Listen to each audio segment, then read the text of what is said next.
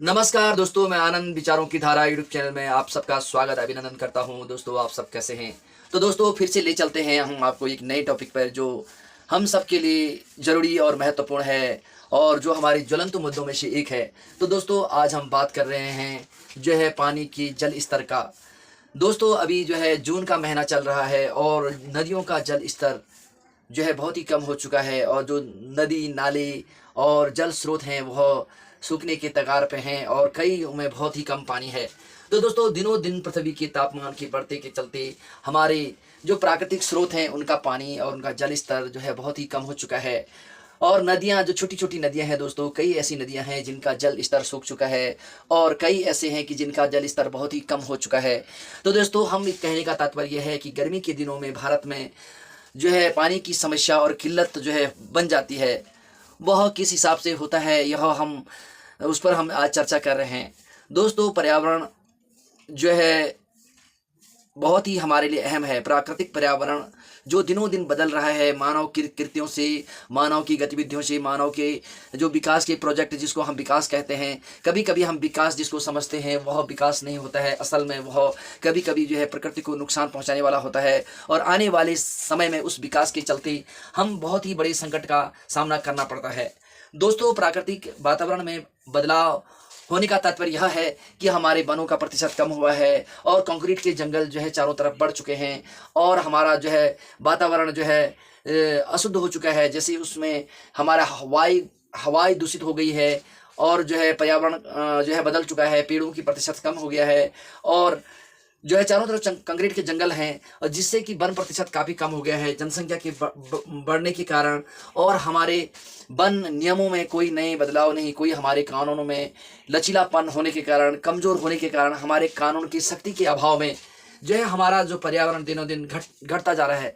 दोस्तों, हमारा देश आज़ाद हुआ है, हमें स्वतंत्रता मिली है, इसका मतलब ये नहीं है कि हम अपने हाथ में जब सत्ता आती है, हमारे देश की जनता के हाथ में या हमारे शासन व्यवस्था के हाथ में आती है, तो इसका मतलब ये नहीं है कि हम चीज़ों की महत्व को कम आंकना शुरू कर दें और हमें अपने शासन व्यवस्था में, अपने देश की शासन में हमें और अधिक मजबूती से जो है बेहतर करने के लिए, अपने नागरिकों के भविष्य के लिए, अपने देश के भविष्य के लिए और वैश्विक वातावरण के लिए हमने भारत को जो है सही पथ पे आगे ले जाना है। क्योंकि दोस्तों, हमारा जो पर्वतीय क्षेत्र है और हिमालय रीजन है जो है जल स्रोतों का मूल आधार जो है हिमालय रीजन है। वहाँ से ही हमारे भारत की मुख्य नदियाँ जो है हमारे हिमालय क्षेत्र से निकलती है।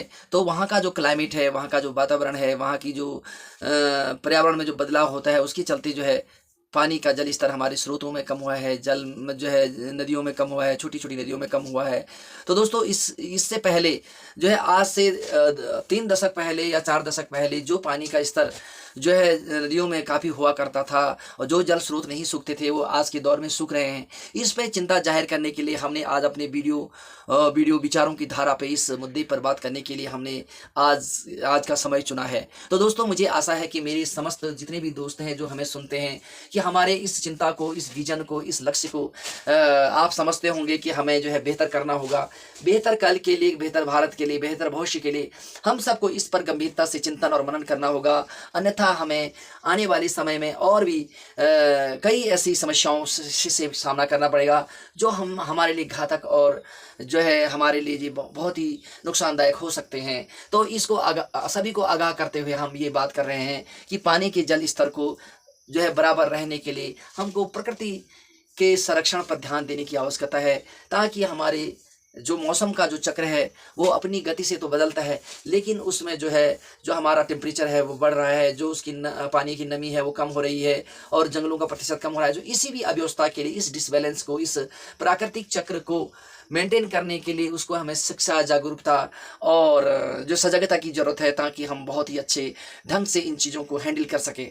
ऐसे लोग जो हमारे प्रकृति को नुकसान पहुंचा रहे हैं उन लोगों पर अंकुश लगाना है, उन लोगों को सचेत करना है, उनको एजुकेट करना है। केवल सजा का प्रावधान ही मात्र एक वो नहीं है, बल्कि उन लोगों को अवेयर करने की ज़रूरत है और पर्यावरण की महत्व को समझाने की ज़रूरत है। और मुझे आशा है कि हमारे देश का युवा ये सब समझता है और उससे मजबूती से हम उस पर काम करेंगे, इम्प्लीमेंट करेंगे। तो दोस्तों, विचारों की धारा यूट्यूब चैनल हमेशा बेहतर पर्यावरण, बेहतर देश, बेहतर भविष्य के लिए निर्माण करने के लिए जो है हमारे जो ज्वलंत मुद्दे हैं, जनमन मुद्दे हैं, उन पर डिस्कस करने की कोशिश करता है।